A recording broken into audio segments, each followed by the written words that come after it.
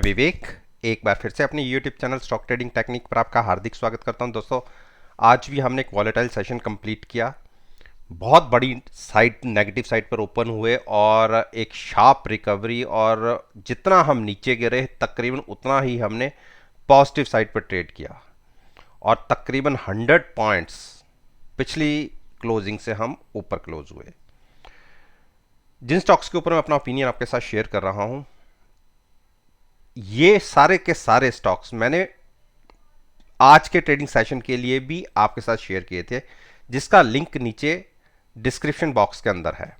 उस वीडियो को देखकर आज के सेशन को तो आप एनालाइज कर सकते हैं। अब जो अगला वीक एक्सपायरी का शुरू हो रहा है, इस महीने की एक्सपायरी का, उसके अंदर कैसी पॉसिबिलिटीज दिख सकती हैं, चलिए एक बार उसको डिस्कस करते हैं। जैसा कि हिंदुस्तान पेट्रोलियम का आप स्टॉक स्क्रीन के ऊपर देख रहे हैं, मैंने इसके अंदर 230 की पुट बाय करके फ्यूचर्स लॉन्ग करने की एक स्ट्रेटजी पहले से ही बता रखी है और जिसको हम अभी तक कंटिन्यू कर रहे हैं।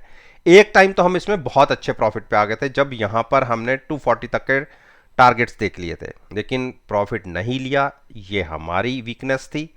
हम और एक्सपेक्ट करके चल रहे थे, वहां से एक बड़ी गिरावट दिखी, सारा का सारा प्रॉफिट धुल गया। लेकिन अब हम फिर से प्रॉफिट में हैं। तो मेरा मानना है कि जैसे कैंडल फॉर्मेशन हो रही है, आप देखिए यहां से एक बुलिश ट्रेंड की शुरुआत हो सकती है। तो कोशिश करेंगे कि अगर स्टॉक 235 क्रॉस कर जाता है और 238 39 की तरफ चला जाता है तो अपना प्रॉफिट तो हम लेके निकल जाएंगे एक बार।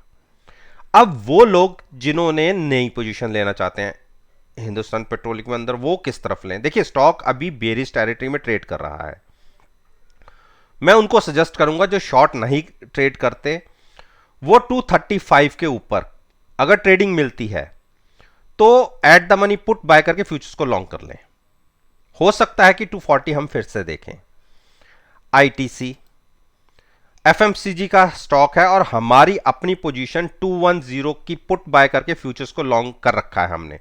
और जब हमने इस तरीके से पोजीशन बनाई थी, नेचुरली बात हमारा होराइजन पॉजिटिव साइड पे ही था, क्योंकि हमने जब यहां पर एक बार पोजीशन ली थी और इतना बड़ा ह्यूज प्रॉफिट हमने लिया था और हम एग्जिट हो गए थे कि एक और गिरावट दिखेगी तो हम फिर से एंट्री लेंगे।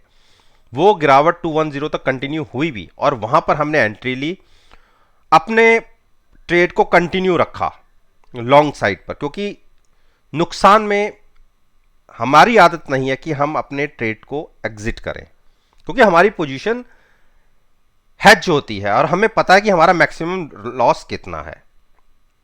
उस ट्रेड को कंटिन्यू रखा और 200 तक भी प्राइस गया और आज हमने फिर से एक शार्प रिकवरी 205 तक 205 तक की देख ली।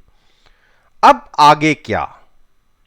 देखिए, 208 के ऊपर 210, 211 और 213 तक रेजिस्टेंस हैं।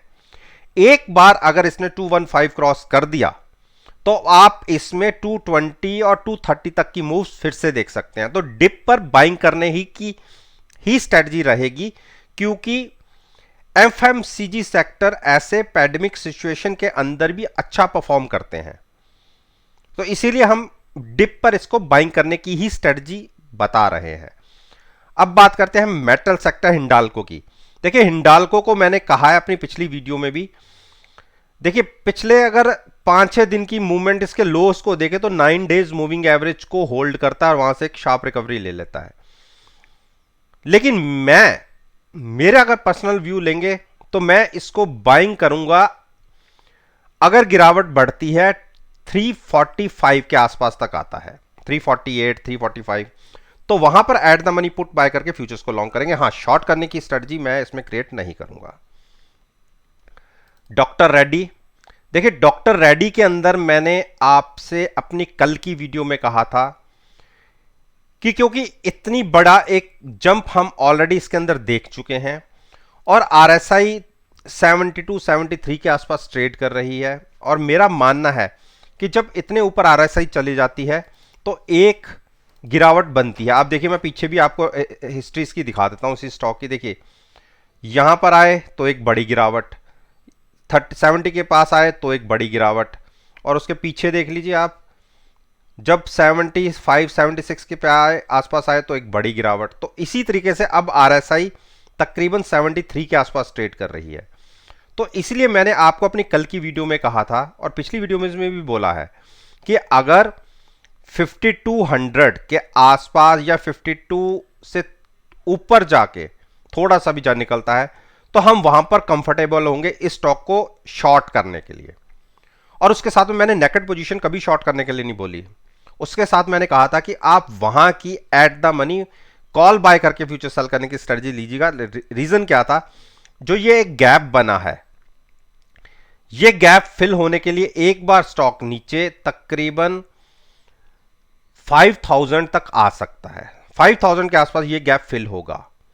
तो इस गैप को फिल करने के लिए एक ट्रेड हम शॉर्ट साइड पर इनिशिएट करने की बात कर रहे थे, और आज देखियो हाई से एक बड़ी गिरावट दिखी भी। मैं ये तो नहीं कहूंगा कि हम प्रॉफिट में आ गए होते, अगर आपने 5200 के 5200 के आसपास की कॉल बाय करके भी फ्यूचर सेल करा होता तो हम शाम तक एट पार ही थे, कोई प्रॉफिट नहीं था। और आप देखिए बेरिश हैमर बना है, और अगर 5185 के नीचे हमें ट्रेडिंग मिलती है तो आप देखिए 4950 तक एक बड़ी गिरावट आ सकती है। तो इसके लिए ही हमने इस तरीके से ट्रेड सोचा था, लेकिन हम इसको शॉर्ट कैसे करा है, हमने कॉल बाय करके तभी फ्यूचर शॉर्ट करा है, नेकेड पोजीशन कोई शॉर्ट नहीं है। इसी तरीके मैंने सिप्ला की भी बात करी थी कि सिप्ला भी मैंने क्या कहा था आपसे कि 940 950 960 जहां पर भी आप कंफर्टेबल हो वहां की at the money call buy करके फ्यूचर सेल करने की एक स्ट्रेटजी ले लीजिएगा। अगर हम उसी के आसपास या उससे नीचे ओपन होते हैं तो आप देखिए हाइज हमने लगाए 960 के और वहां से एक गिरावट दिखी, और मेरा मानना है कि एक बार ये गिरावट 915 तक हो सकती है, क्योंकि इसकी आरएसआई भी थोड़ी बढ़ चुकी थी, इसीलिए इसके अंदर शॉर्ट इनिशिएट कर रहे थे हम हेज करते हुए। भारती एयरटेल 530 के जोन को छोड़ने की कोशिश ही नहीं कर रहा, और हम यहां पर हमें एक चीज, हमने जो पोजीशन बनाई थी 530 की पुट बाय करके फ्यूचर्स को लॉन्ग किया था। देखिए यहां पर तक तो हम अच्छे प्रॉफिट में आ गए थे, लेकिन हमने प्रॉफिट नहीं लिया, ये हमारी गलती थी। फिर फ्यूचर में एक गिरावट दिखी और हम फिर 530 के आसपास आ गए। देखिए रिस्क हमारा लिमिटेड ही था, लेकिन क्योंकि ये पोजीशन हमने 7-8 दिन पहले ली थी और जो प्रीमियम था, जो ऑप्शन हमने बाय की थी उसका प्रीमियम डिके हो गया और फ्यूचर्स में हमें कोई प्रॉफिट नहीं आ रहा, तो इस तरीके से हमें स्लाइटली सा नुकसान हो रहा है। अगर ये स्टॉक फिर से 540 के ऊपर निकलता है तो हम अपनी पोजीशन को कम से कम इस एक्सपायरी के लिए तो प्रॉफिट लेके निकल जाएंगे, अदरवाइज इसका कंसोलिडेशन का फेज बहुत बड़ा हो चुका है। आप देखिए 530 के जोन पे ये 5 मार्च से ही ट्रेड कर रहा है, 5 मार्च से आज अप्रैल 22 हो गई, तकरीबन 40 डेज हो चुके हैं, ये इसी प्राइस के आसपास ही ट्रेड कर रहा है। तो इसीलिए ऑप्शंस का प्रीमियम तो हमारा डिके हो गया, लेकिन फ्यूचर्स में हमें प्रॉफिट नहीं आया, तो हम ये कह सकते हैं कि ये अभी इसमें हम फंसे हुए हैं। तो अभी मैं किसी को एडवाइस नहीं करूंगा कि इसके अंदर कोई ट्रेड ले। अगर 540 के ऊपर निकलता है तो ही लॉन्ग्स पे जाइएगा, और ये 530 की टेरिटरी को एक बार छोड़े 520 के 25 के आसपास क्लोज दे तो ही शॉर्ट पे जाएंगे, अदरवाइज इसके बीच में कोई ट्रेड मत लीजिए। बजाज फाइनेंस को बिल्कुल लॉन्ग करिएगा। अगर क्लोजिंग मिलती है आपको 4750 के ऊपर, उस केस में आप 4900 के लिए आप एक मूव ले सकते हैं अपनी पोजीशन को हेज करते हुए, यानी पुट बाय कीजिएगा और फ्यूचर्स को लॉन्ग कीजिएगा, शॉर्ट मत कीजिए। अरविंदो फार्मा में भी मेरी स्ट्रेटजी 1000 के आसपास सेलिंग की थी, मेरी पिछली वीडियोस को आप देख सकते हैं, और 1000 के आसपास भी किसी ने अगर कॉल बाय करके फ्यूचर सेल किया होता तो शाम तक तो आपको पैसे आ ही रहे थे। लेकिन अभी भी जो नई पोजीशन लेना चाहते हैं, क्योंकि आरएसआई ओवर बॉट चल रही है 7273 और यहां से 1000 के आसपास अगर प्राइस फिर से जाता है तो आप वहां से कॉल बाय करके फ्यूचर सेल करने की स्ट्रेटजी ले सकते हैं, फिर से आपको 960 के टारगेट देखने को मिल सकते हैं। लॉन्ग नहीं जाएंगे, रीजन ऑलरेडी एक रनअप बहुत बड़ा देखा जा चुका है, तो हम तो गिरावट का वेट कर रहे हैं, तो हम शॉर्ट करेंगे 1000 के आसपास जाके कॉल बाय करके फ्यूचर सेल करेंगे। अंबुजा, अंबुजा का देखिए प्राइस, मैंने तो आपको एडवाइस कर दी थी कि अगर 300 के आसपास आएगा तो ही हम इसको लॉन्ग कर लेंगे। तो बिल्कुल किसी ने अगर पुट बाय करके फ्यूचर्स को लॉन्ग किया होगा तो पुट में तो थोड़ा प्रॉफिट आ रहा होगा, लेकिन उससे थोड़े से ज़्यादा पैसे आपको फ्यूचर्स में लग रहे होंगे। और इसका मैं इसको बाइंग करने की मेरे रीज़न ये था कि देखिए जब भी इस स्टॉक में गिरावट आती है तो आप देखिए जो इसकी 50 डेज मूविंग एवरेज, वहां से ये स्टॉक संभल जाता है और वहां से वापस दौड़ पड़ता है। आप देखिए अगर मैं बात करूं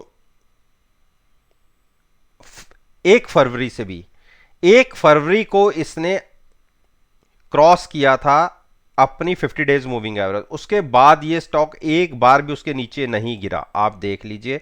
और आज भी इसने जो गिरा जरूर नीचे, लेकिन क्लोजिंग दिखाई है बिल्कुल उसी प्राइस के ऊपर। तो मेरा तो मानना यह है कि हमें यहां से बाइंग करके ही चलनी चाहिए। जिसने नई पोजीशन भी लेनी है, 290 की क्लोजिंग आई है, 290 क्लोजिंग आई है, सॉरी 295 की समला है ये 290 पे, और 290 की पुट बाय करके भी फ्यूचर्स को लॉन्ग किया जा सकता है। इसको हर्डल दिखेगी 300 पर और 305 पर, क्रॉस होता है तो फिर से 325 तक की एक दौड़ लगा सकता है।